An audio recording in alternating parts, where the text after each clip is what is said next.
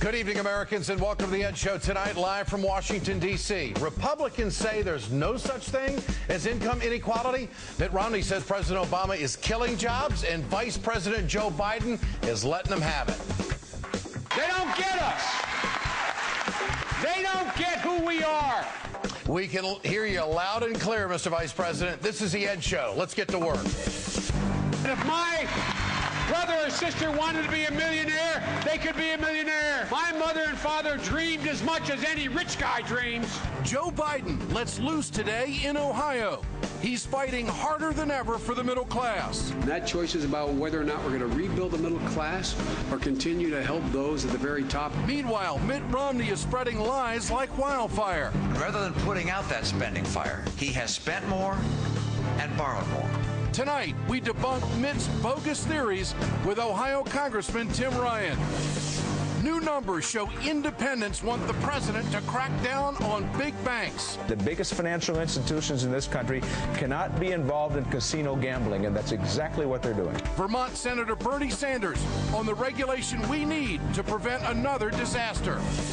John Boehner tees up another debt ceiling showdown. I will again insist on my simple principle of cuts and reforms greater than the debt limit increase. Plus, another establishment candidate falls victim to the Tea Party. Howard Fineman on the rough road ahead for the Republican leaders. And Republicans across the country are waging a war on public education. Connecticut Governor Dan Malloy will tell us how his state put an end to it. Good to have you with us tonight, folks. Thanks for watching. Vice President Joe Biden went to the breadbasket of this election today, Youngstown, Ohio. He delivered a wake-up call to Democrats and middle-class voters. The vice president took Mitt Romney to task for Romney's latest attacks on President Obama's record. I have great respect for Governor Romney. He's a patriot. He's a generous man. He gives to his church. He has a beautiful family. But he doesn't get it. He doesn't get what's at the core of all of this. It's about people's dignity. This goes right to the heart of this campaign, don't you think? Workers play a role in business. The middle class plays a big role in this economy if we're going to turn it around. And everybody gets a fair shot, and everybody plays by the same rules. Vice President Joe Biden says Mitt Romney just doesn't see it that way.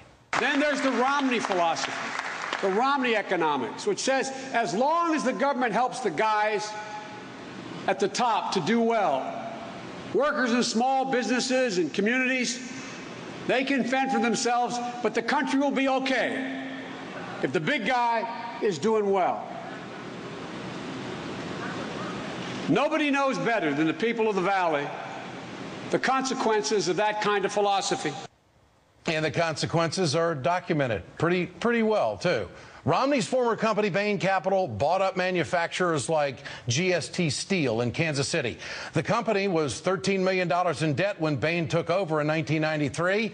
What happened? Well, 8 years later, the debt multiplied by 40 times. The company was $533 million in the hole when it went bankrupt. Let's talk about Dade-Bearing Medical Supply in Florida. You know, they only lost 850 jobs when Bain Capital took over. The company went bankrupt there as well, but Bain sold $242 million worth of shares before it went under. Vice President Joe Biden laid these facts on the table today. He spoke directly to the part of the country Mitt Romney would hit the hardest, the working class. I resent when they talk about families like mine that I grew up in. I resent the fact that they think we're talking about we're envy. It's job envy, it's wealth envy, that we don't dream. My mother believed and my father believed that if I wanted to be president of the United States, I could be vice president. My mother and father believed that if my brother or sister wanted to be a millionaire, they could be a millionaire. My mother and father dreamed as much as any rich guy dreams. Absolutely. They don't get us. They don't get who we are. You know, people in this country are mad. And Vice President Joe Biden is giving their voice the anger that is being displayed in many corners of this country. Vice President Biden is trying to focus on their rage. He's one of them. The official Twitter account of the vice president put out this message today. In Ohio, 1 in 8 jobs relate to the automobile industry. That's 848,000 Ohioans whose jobs are more secure thanks to President Obama. That cuts to the chase, don't you think? Those numbers are on the money, according to the Center for Automotive Research. In fact, automotive jobs account for 12% of Ohio's total workforce. Success in manufacturing has put Ohio ahead of the national average when it comes to employment. Total unemployment in Ohio is 7.5%. President Obama was at a sandwich shop in Virginia today talking about small business tax credits. But Mitt Romney again hammered the president over the national debt. Romney still has not delivered a comprehensive plan for the middle class. He continues to exploit frustration and confuse Americans. We have got to take, this bull by the horns and wrestle to the ground this extraordinary deficit. It's getting larger and larger. It's hurting job creation now. It's going to crush our kids in the future. We've got to wrestle it down. And so more federal spending is not the right way to go. Last night, we showed you how most of the national debt is a product of unpaid wars and the Bush tax cuts and handouts to Big Pharma. But Mitt Romney is also wrong to blame President Obama for excessive spending. Here are the numbers. Government spending, taxes, and deficit are all lower today than they were when President Obama took office in 2009. Righties, I know you don't like that, but that is a fact. Mitt Romney hasn't offered any solution to decrease the deficit except for what? More tax cuts? We already know how Romney feels about increasing tax rates, even if it means spending cuts in return. Say you had a deal, a real spending cuts deal, 10-to-1, as Byron said, spending cuts to tax increases. Speaker, you're already shaking your head. But who on this stage would walk away from that deal? When you raise your hand, if you feel so strongly about not raising taxes, you'd walk away on the 10-to-1 deal. Romney is portraying himself as the guy who will turn the economy around, but he has no answers. And here's what this guy's trying to do. He's trying to wordsmith his way to the presidency is what he's trying to do. He's coming up with the gimmick conversation, but he doesn't have the devil in the details for the American people, except, of course, tax cuts for the rich. The American people, angry, no question about it. And I think a lot of people in this country are tired of being stereotyped. And Joe Biden today, I think, unleashed what a lot of emotion is being played out in a lot of Americans across this country. It's the right wing that's playing the class warfare business. It's us against them. That's how they are playing the game. And all you have to do is look at their policies, the Ryan plan, and what they really want to do to the middle class in this country and who they want to sacrifice more, the middle class. They have no plan for the middle class. They have no plan for workers in this country. They are attacking labor worse than any other Republican outfit ever has. Get your cell phones out. I want to know what you think. Tonight's question: who understands the needs of the middle class? Text A for President Obama, text B for Mitt Romney to 622-639.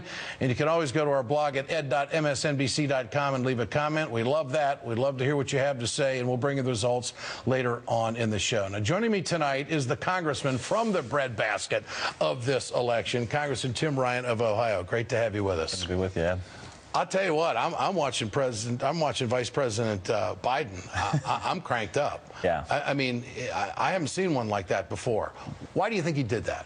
Well, you're right. All reports that I've gotten from phone calls back home from labor leaders and business leaders back home was he was on fire. Someone said it was the best speech they've ever heard a politician ever give. So he was on fire. I think it's the fact that the administration has been treated so unfairly in so many ways. Here you are right miles away from an auto plant, and you have Mitt Romney saying that he would let the auto industry collapse. Now you're in the backyard of a lot of these auto workers, and they know what has happened, and they know what the difference is between a Romney administration and an Obama administration. They've already benefited from it. That crowd wanted that today. Is that fair to say? Yeah, they want someone to fight for them, and I think they're starting to see that this administration has been fighting for them, and it's becoming more apparent that the other side is doing everything they can to try to stop them. So how does Mitt Romney and the Republicans, how do they compete against that? I mean, everything Vice President Biden said was factual. You see the success in your state, the number of jobs that are affected by the automobile industry. They really believe, the Obama team really believes, this is the heart and soul of the election, Ohio. Can you win Ohio? No doubt about it. I think when you look at the auto industry, as you just pointed out, 1 of every 8 jobs. If you look at what the president has done on China, which is a big issue in Ohio, too, put tariffs on Chinese steel tubing coming into the country, put tariffs on Chinese tires coming into the country, played tough with China, and this has led to a boom in manufacturing, not just in the auto industry, but in the steel industry as well. In our area of the country has led for a couple of quarters manufacturing growth in the entire country. Youngstown, Ohio, and it's been said that we're one of the top 10 best places to start a business. I think what you saw with Biden wasn't just the speech, it was where he was at. He was in an advanced manufacturing facility called M7 in Youngstown, Ohio. It used to be an older manufacturing facility. Mike Garvey and his wife took over, converted it. They're doing metrology now. They're doing 3-dimensional imaging now. It's a great new company, and people realize that's the future. So where are the Democrats weak in Ohio? What do you have to do? Now, your friend Sherrod Brown, trying to get another term as a senator, they've already thrown $6 million at him. Yeah. I mean, heck, it's not even June 1st. I mean, they're throwing money at him like crazy. So is that the weakness? Maybe not being able to match the money? What do you think? Well, you have these roaming billionaires who want to get involved in these races, whether it's against Sherrod Brown or somebody else. So the bottom line is we've got to be organized. And what's good about Ohio is we've just come off of the collective bargaining campaign last year. And so the coalition of police, fire, teachers, and others, nurses, are all together and ready to do the deal again this year. Your thoughts on a guy from Ohio, House Speaker John Boehner, setting up this fight for the debt ceiling again? Big mistake. I think it's a big mistake. I think, obviously the generic polls are showing that the Republicans are obstructionists, and I think it would be better for him to sit down with Obama and cut a deal. But isn't there strategy to do this and let Mitt Romney heckle from the stands, saying that, see, the Democrats aren't serious about cutting the spending? They think people are stupid. I mean, Obama clearly, and you just showed the clip, not $1 in revenue from Warren Buffett, even if there's $10 in cuts. Obama has been sincere, even to the point of some frustration for many people, that he wants to make a deal. And Boehner's walking right down the same lane he walked down a few months ago. Tim Ryan, good to have you with us. Thanks for coming in. Appreciate it. Answer tonight's question there at the bottom of the screen. We want to know what you think. Share your thoughts on Twitter at Show. And of course, Romney defends J.P. Morgan and says no new laws or regulations are needed. Really, dude? Senator Bernie Sanders has got something to say about that. We're going to give him plenty of time to do it. President Obama comes out in support of marriage equality. And now some of African-American leaders in the community are at odds with his position. Michael Eric Dyson and Sophia Nelson will join me for that debate on that issue later in the show. You won't want to miss it. Stay tuned. We are coming right back.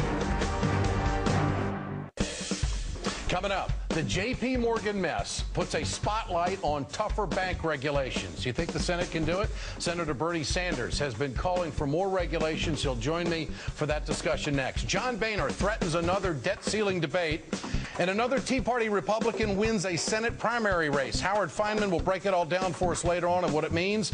And while Republicans are slashing education budgets just about everywhere in this country, trying to make the budget work, in the state of Connecticut, well, there is a bipartisan effort to invest in public schools. That's right, I said invest in public schools. I'll talk to the Connecticut Governor, Dan Malloy, later. Share your thoughts on Twitter using the hashtag EdShow. We're coming right back.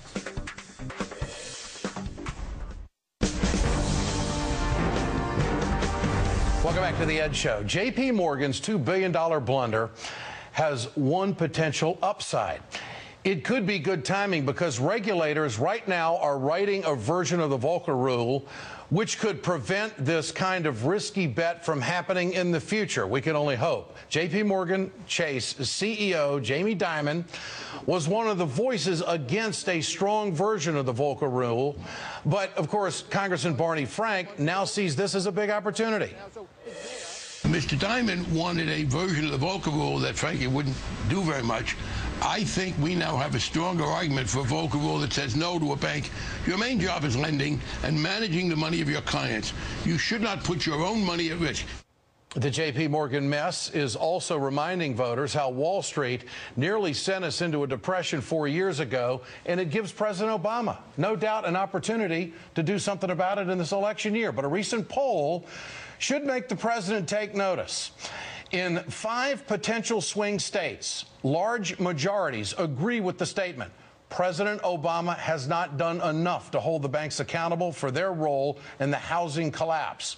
The collapse of the housing market and Wall Street's meltdown 4 years ago is still very much in the forefront of people's minds in this country. President Obama should be out there front on this issue, no doubt, especially since Mitt Romney still doesn't get it. Here's what Romney said today about J.P. Morgan. I would not rush to pass new legislation or new regulation. This is, in the normal course of business, a large loss, but certainly not one which is crippling or threatening to the institution. That is just total denial. Joining me tonight, Vermont Senator Bernie Sanders. Senator, good to have you with us. Good to be with you. The circumstances surrounding J.P. Morgan, how big an opportunity is this right now? I think it calls attention to the recklessness and the greed of Wall Street. It reminds people that 4 years ago, these people on Wall Street forced this country into the worst recession since the 1930s, forced us to have to bail them out. And while Dodd-Frank was a step forward, it did not go far enough. The American people are angry at Wall Street. You know what they want? They want our financial institutions to invest in the real economy. They want Wall Street to be lending money to businesses so we can create jobs. They do not want Wall Street involved in a gambling casino, waging risky bets and losing substantial sums of money and threatening the entire economy. How hard is it going to be for the Senate to do what the American people want them to do when Wall Street is so terribly influential, and some say the banks own the Senate? Well, and let me tell you what many others might not tell you. You know, some people think, well, gee, the Congress regulates Wall Street. I think the truth is that Wall Street regulates the Congress. They have untold, unlimited amounts of money, money which they use, by the way, to get the deregulation. You recall, during the 90s, in a bipartisan way, to get the deregulation, which drove us into the brink of financial collapse. They have all kinds of lobbyists on Wall Street. They make all kinds of campaign contributions. So it will be hard. But on the other hand, as your polls show, the American people understand how dangerous Wall Street can be. They want Congress to stand up. And if we do what the American people want, it will be the right thing. All right, what do you want to do? You want to break up the banks? Here's what I want to do. For a start, you need to re-regulate. You need to re-regulate. You need to bring back Glass-Steagall. You need to say that if we're providing federal insurance for large banks, you know what? You can't go gambling. You got to invest in the economy. You got to do conservative Commercial banking. and investment banks have to be designated. If investment banks want to invest, get involved in Las Vegas-type activity, let them do it, but not with federal insurance. And how much of a chance of that becoming a reality is that? Well, I think our friend Jamie Dimon may have made it a little bit easier. Okay. So here's the point, Ed. Yeah. Invest, do whatever you want to do, that's fine, but don't come crawling to the federal government for insurance. That's the key issue here. Well, you have the big getting bigger after what happened on Wall Street. All right, here's what you got. And I want the American people to hear this. Today, you have 3 out of the 4 largest banks bigger than they were before we bailed them out. 3 of the 4? Yes. Bigger than they were? Yes. Significantly also, you have the 6 largest financial institutions have assets of over $9 trillion, which is the equivalent of 2/3 of the assets, equivalent to 2/3 of the assets of the GDP of the United States of America. So stop for a minute. When you have institutions that large, J.P. Morgan Chase over $2 trillion, while some will say, we're never going to bail them out again, right? We're going to let them fail. I don't think that's the case. That's the danger of them. When they're that big, if they go under, they will be bailed out again. Number 2, if Teddy Roosevelt were alive right now, and he saw that the top 6 banks provided half the mortgages in America and 2/3 of the credit cards, what do you think a good Republican like Teddy Roosevelt would have said? Yeah, he'd have gone after it, no doubt. He would have said, break them up. They're dangerous to the economy. They're dangerous to taxpayers. 69% of the American people own homes. Doesn't common sense come to play with lawmakers that why would you want to gamble with that part of the economy? Why would you give people the license to do that? Now, they could go back tonight and do it again. Byron Dorgan was here last night. He says they're all doing it. When's the Senate going to wake up? You're there. Where's the other 99? Let me just say again what many people will not be happy to hear. Wall Street is extraordinarily powerful. Congress doesn't regulate them. The big banks regulate what Congress does. Is it a political winner for the president to just hammer this on the campaign trail? Ed, in my humble opinion, when the president first took office, and I got to tell you, Byron Dorgan and I and others went to the White House, half a dozen of us, we met with the president, and we said, this is 3 years ago, Mr. President, you got to stand up to Wall Street. You tell me, Ed, how many of these guys have gone to jail? Well, none of them have gone to jail. What kind of punishment has been rendered for the horrendous damage they have done to millions and millions of people? Nothing at all, virtually nothing at all. And what they are doing now is they're coming back stronger than ever. With Citizens United, they now have unlimited sums of money to put into political campaigns. Now, there's another issue that I want to touch on, and that is you have a situation where the Fed, of course, is supposed to be regulating the large financial institutions, and then you have the absurdity of having somebody like Jamie Dimon, a member of the Fed, of the New York Fed. You want to get him out of there. You're going to introduce legislation to do that? They'll have legislation next week ending this absurd conflict of interest. Okay. Senator, great to have you with us. Good to be with you. Thanks so much. It is a subject that we have to spend a lot of time on, and I hope the American people get it.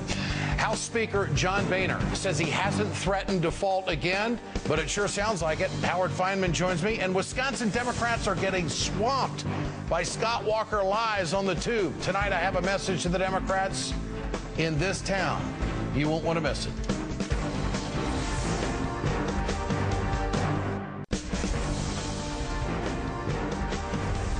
Democrats would have to break a filibuster, I guess, to declare the sky blue or the earth is round. And passing even the most common sense consensus legislation can take weeks or months. Welcome back to the Ed Show. That was Senate Majority Leader Harry Reid. He now says he made a mistake in not supporting the filibuster reform. If there were anything that ever needed changing in this body, it's the filibuster rules, because it's been abused. It's only going to get worse if the Republican Party sends more extremists to the Congress. The latest anti-establishment Republican in Nebraska won her party's nomination for the Senate. Nebraska State Senator Deb Fischer won the primary in an upset. It's another reminder of more Republican extremists possibly headed to Washington. Richard Murdoch clobbered the incumbent senator, longtime Senator Richard Lugar in Indiana, and Murdoch says that Republicans shouldn't be compromising with Democrats at all. That got the attention of former President Bill Clinton. Here's what President Clinton said about Murdoch. But he said, I am totally against any compromise. Our worldviews are irreconcilable, and we just have to keep fighting until somebody wins it all. And if that were the view, there never would have been a Constitution, there never would have been a Bill of Rights, the capital would have never been moved to Washington, D.C., the federal government would not have assumed the debts of the colonies from the Revolutionary War. That's telling it like it is. So let's put it in perspective. Republicans in Congress are already the most obstructionist in modern history, thanks to the Tea Party freshman. House Speaker John Boehner is already setting up another fight over raising the debt ceiling early next year. It's a strategy to give the Republicans the red meat they need out on the campaign trail to go against President Obama. It's a way for Mitt Romney to complain about the way President Obama is doing things and just heckle from the stands. Speaker Boehner was asked today if he is once again threatening default, and here's what he said. Whoa. I am not threatening default.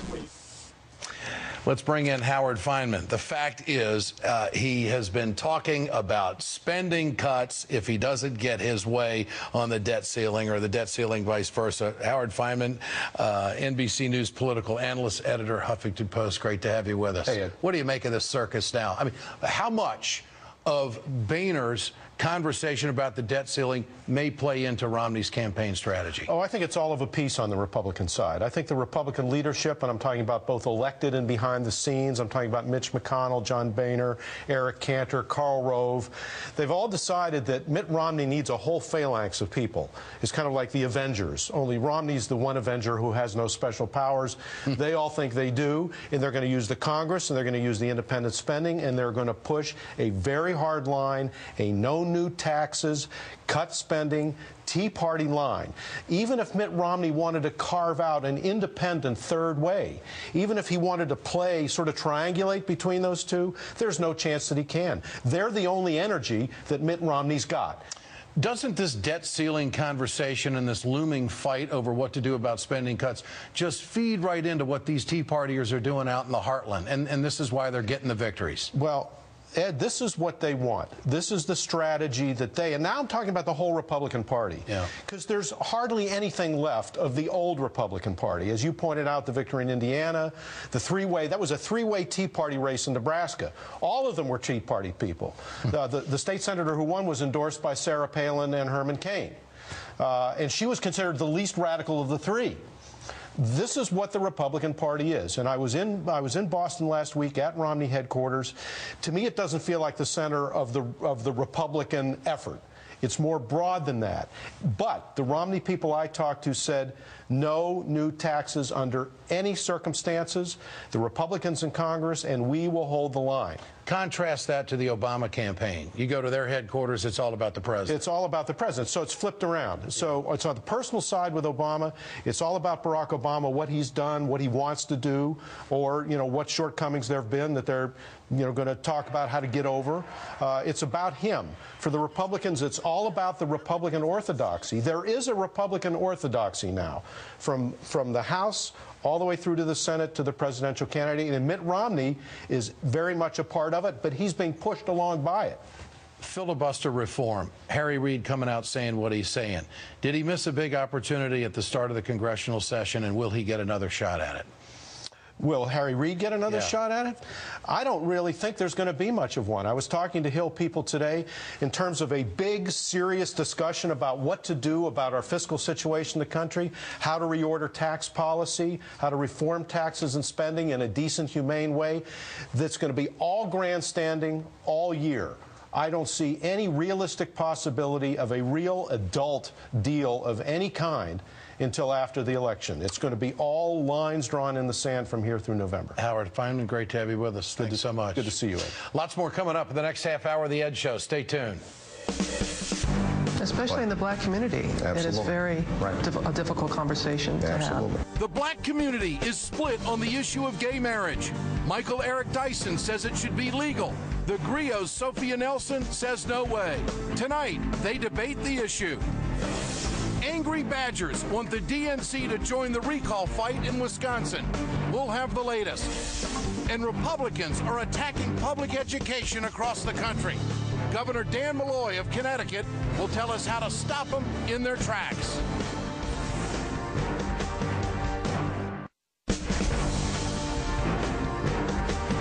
Welcome back to The Ed Show. President Obama's announcement last week on same-sex marriage and marriage equality really was a defining moment in this election.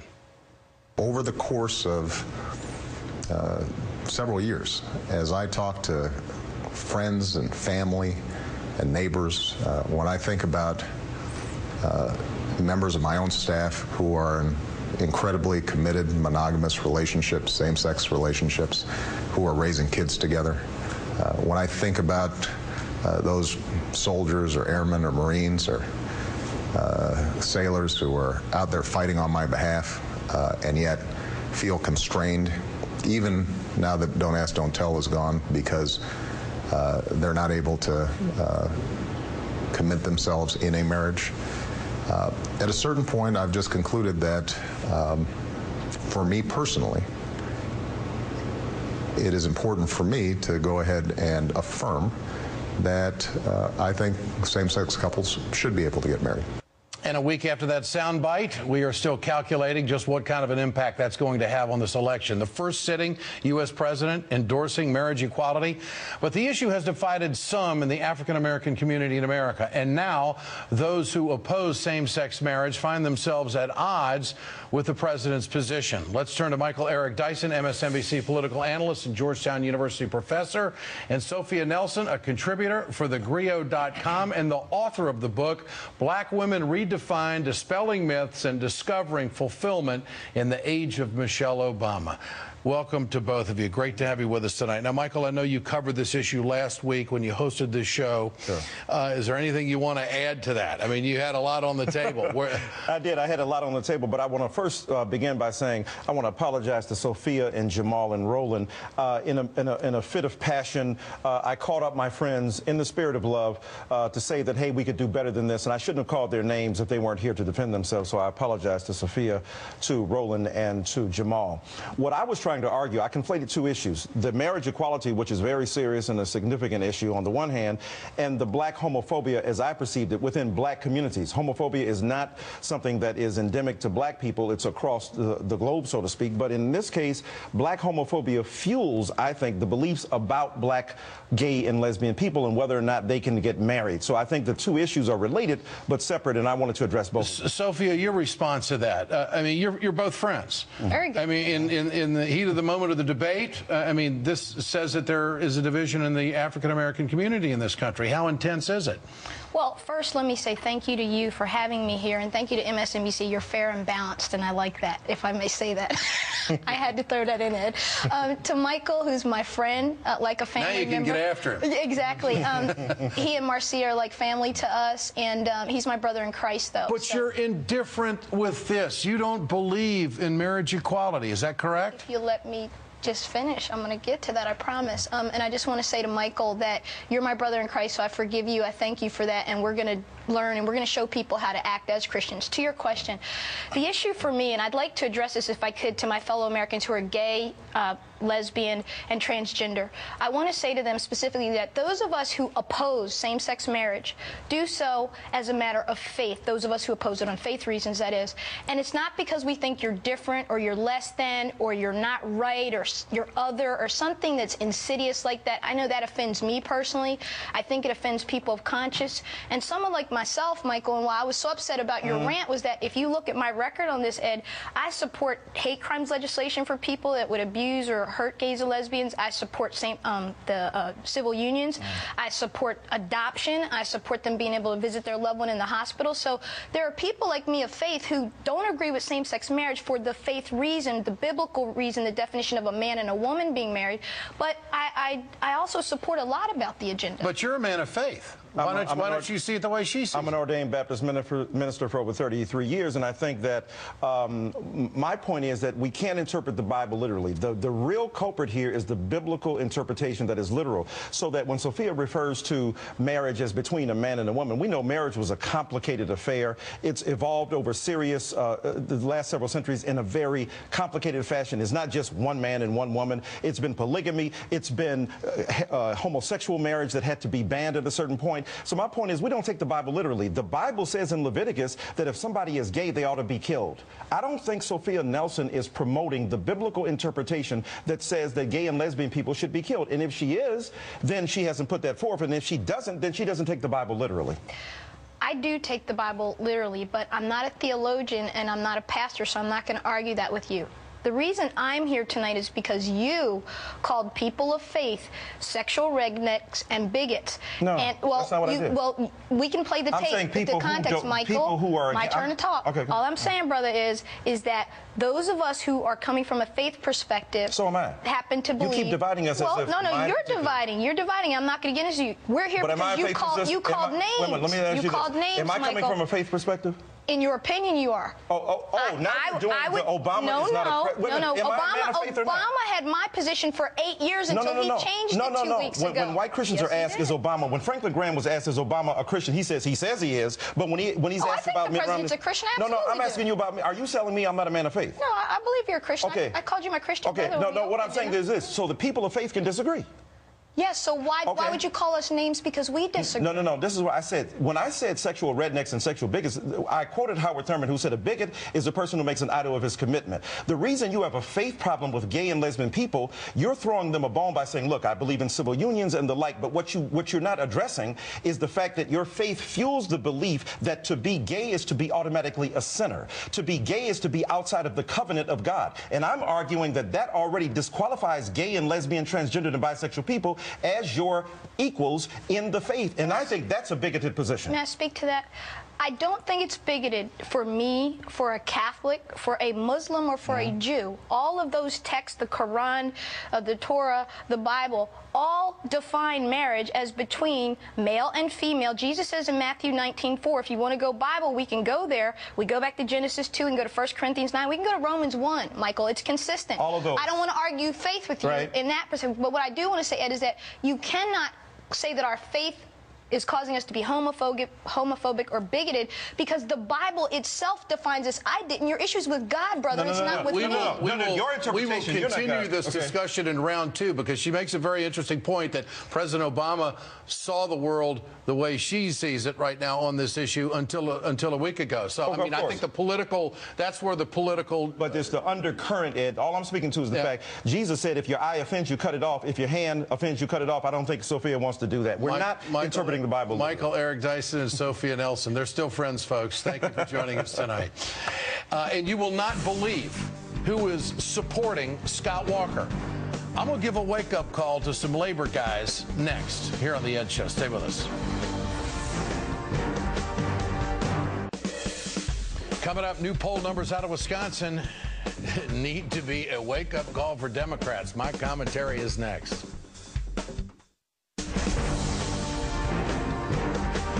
Welcome back to The Ed Show. 20 days before the Wisconsin recall election, Democrats are facing an uphill battle.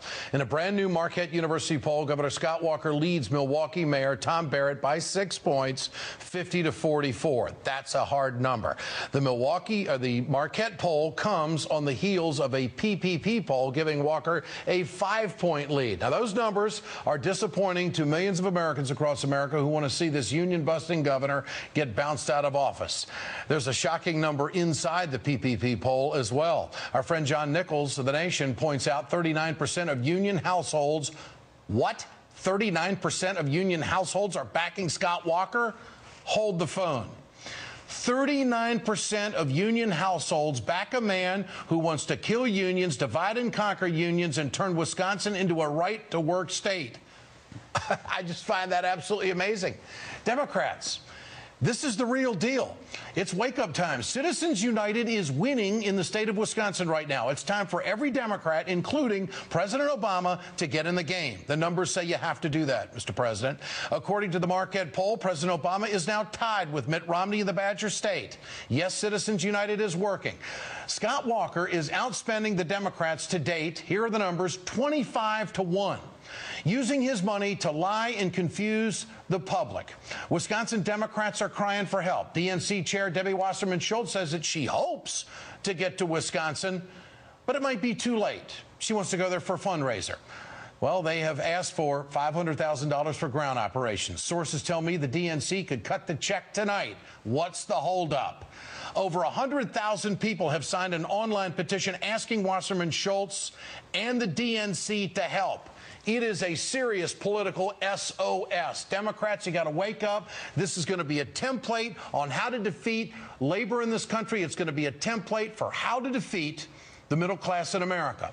This is a big election, and I won't let go of it. Tonight in our survey, I asked you, who understands the needs of the middle class? 98% of you say President Obama. 2% of you say Mitt Romney. Coming up, public education under attack all across America by the Republicans. Just look at their budget. But in Connecticut, Republicans and Democrats actually work together on education reform. Governor Dan Malloy and Randy Weingarten of the American Federation of Teachers will join me next. Stay tuned. We are coming right back.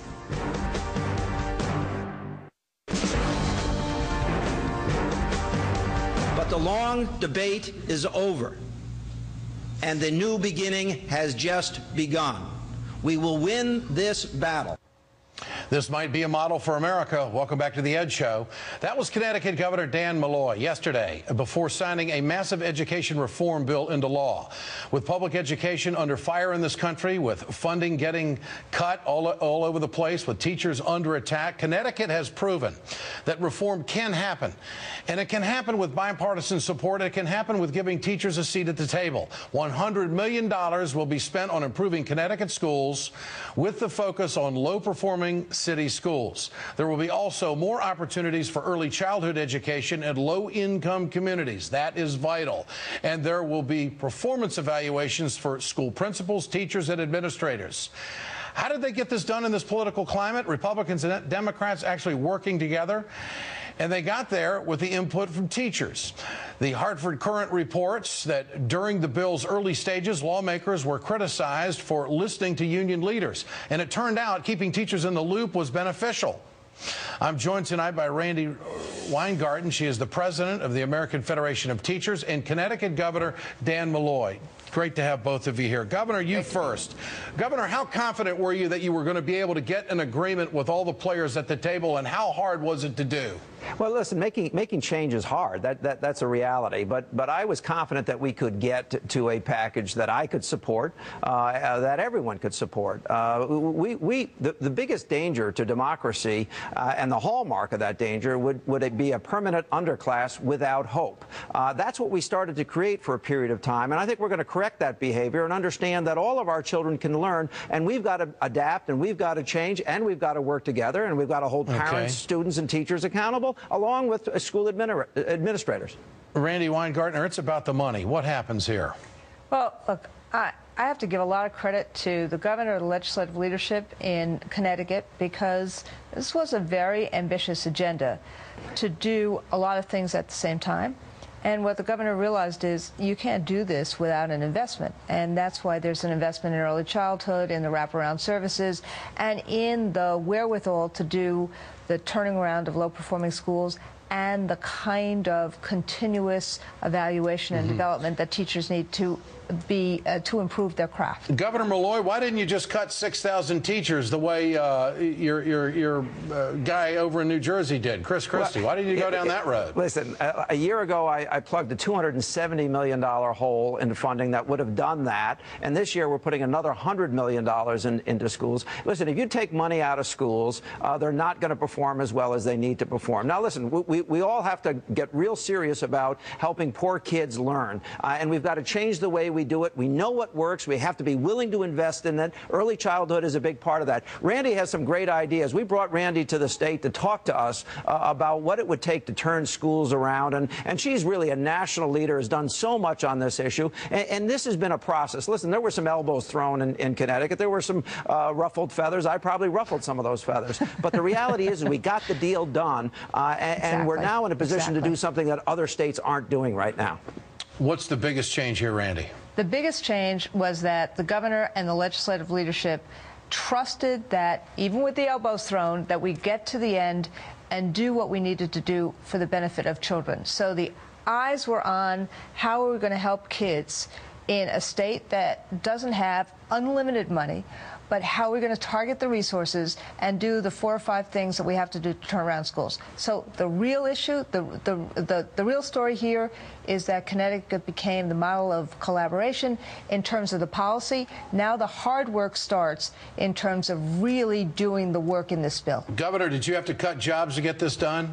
No, we're not looking to cut jobs. I had the biggest per capita deficit of all 50 states just over a year ago. We went a different way. It was too big to tax our way out and too big to cut our way out. And yes, we had to change some of our relationships, but we got that job done. That's why we have $100 million more to put into education this year. That's why we're committed to turning around the 30 low-performing districts and the 25 lowest-performing schools. And that's why we're going to do this together as opposed to trying to divide and conquer. Quickly, Randy, is this a national model? This is a great model of cooperation and working together, both in terms of developing policy and moving forward. I give the governor in Connecticut a lot of props. Compare that to what's going on in a lot of places around the nation of cut, and creating real negativity for kids. Randy Weingartner, and also Governor Dan Malloy. Great to have you on The Ed Show tonight. It's a success story we like to hear. That's The Ed Show. I'm Ed Schultz. The Rachel Maddow Show starts right now. Good evening, Rachel. Good evening, Ed. Thank you.